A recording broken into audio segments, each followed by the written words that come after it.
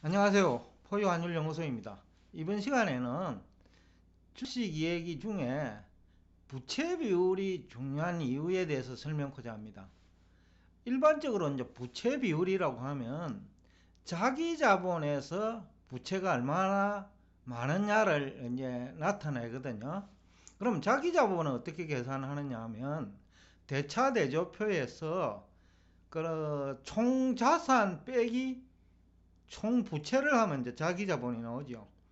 이 자기 자본이 나오면 그 중에서 이제 부채가 얼마가 차지하는지 그 계산하면 이제 부채 비율이 나오는데, 예를 들어 설명하면 자기 자본이 100억 원이고 그 타인 자본, 그러니까 부채죠.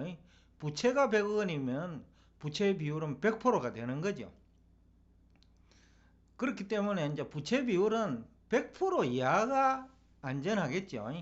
왜냐하면 자기 돈으로 영업을 해야 우선은 그 빚쟁이 독촉을 이제 막을 수 있겠고, 또 하나는 금리가 낮아져요. 은행에서 돈을 빌리거나 아니면 회사채를 발행할 때 금리가 낮아져요. 일단 부채 비율이 100%를 넘어버리면 그 금리가 시장 금리대로 적용되는 게 아니고 그 신용 등급이 낮기 때문에 흔히들 그 트리플 B 이하 채권에 해당되거든요. 그러면 이제 금리가 시장에서 국채가 2%면 이런 기업들은 8% 이상이에요, 금리가. 그런데 또 이게 왜 중요하느냐 하면요, 매출액 마진율이 몇 프로 안 되면, 우리나라는 4%가 지금 채 안 되는 기업이 적지 않거든요. 중국은 평균이 3%밖에 안 되기 때문에 3% 미만이에요. 그래서 이제 부채 비율이 높으면 굉장히 이제 그 자금 조달 비용이 높습니다. 그래서 이제 우리가 주식 투자를 하시는 분은 반드시 이제 부채 비율이 어느 정도인지 알아야 돼요. 특히 2022년처럼 시장 금리가 이제 상승하는 국면, 이때 뭐 일반적으로는 시장 금리를 국채나 뭐 A 등급 회사채를 얘기하지만은, 실제 이제 기업들은 자기 기업이 발행한, 그러니까 A라는 기업이 발행한 회사채 등급이 중요한 거죠. A라는 등급이 발행한 회사채 등급이 뭐 BBB만 돼도 큰 문제가 없지만은 BBB 이하도 많거든요. 또 신용 등급이 BBB라고 하더라도 영업이익률이 이제 뭐 4%가 되지 않으면, 부채 비율이 높으면 그 또 이제 뭐 적자 기업이 되죠. 그러니까 이익이 발생하지 않는 기업이 된다는 거죠.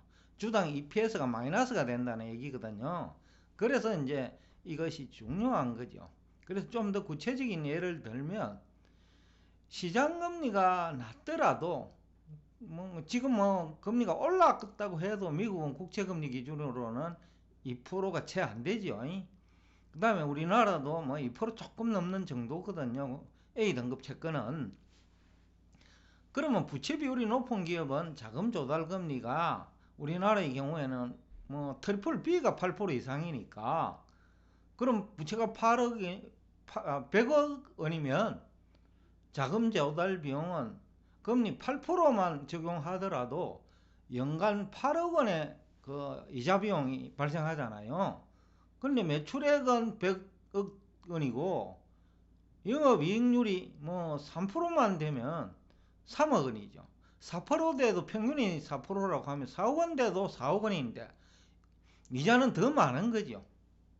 그러니까 이런 기업은 이제 좀 어렵지 않을까라는 이제 얘기가, 뭐 증권시장 참여자라면 모두 같은 생각을 하겠죠.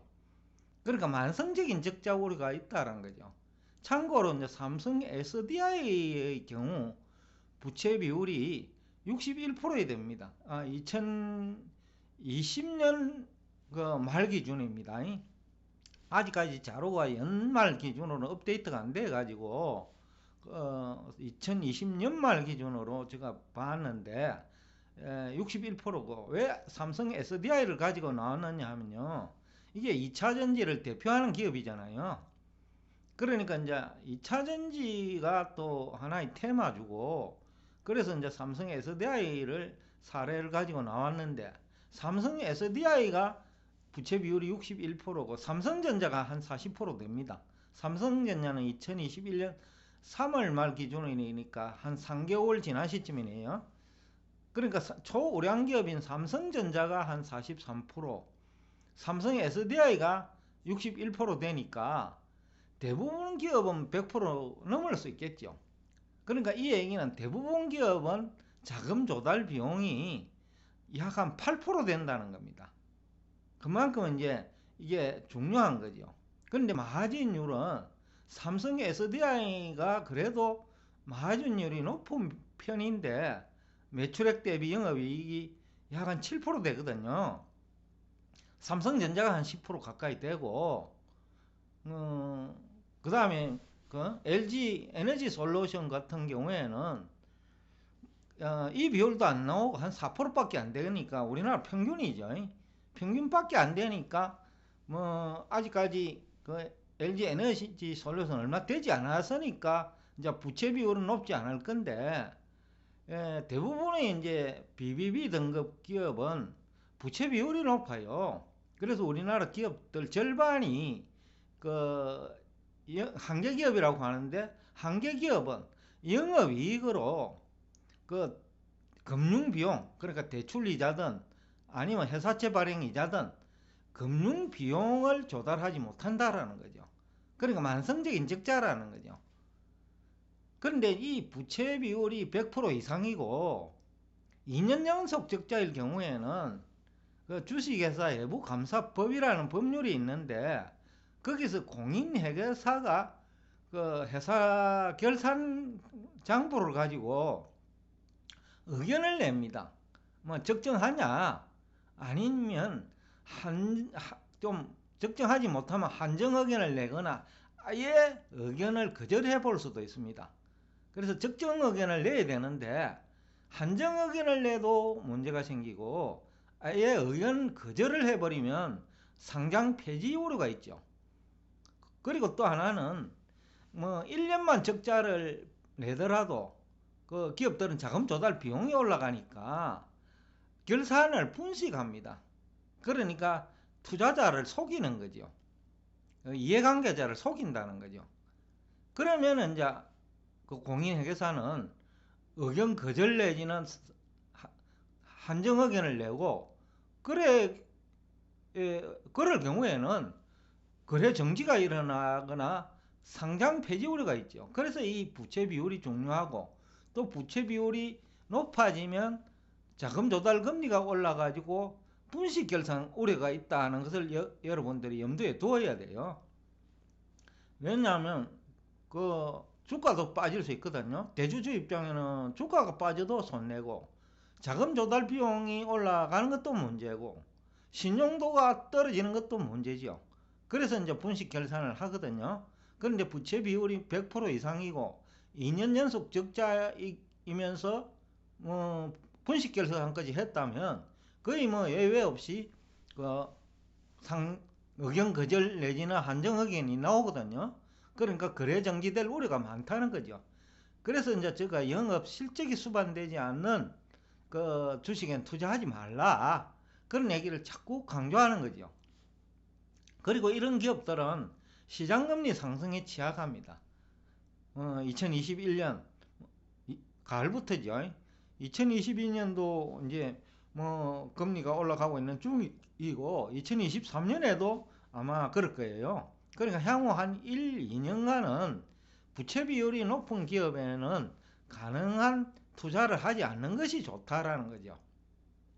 이런 기업들은 자금시장 경색 현상에 노출될 수밖에 없고 또 초과적으로 자금 조달 금리가 상승할 우려가 있거든요.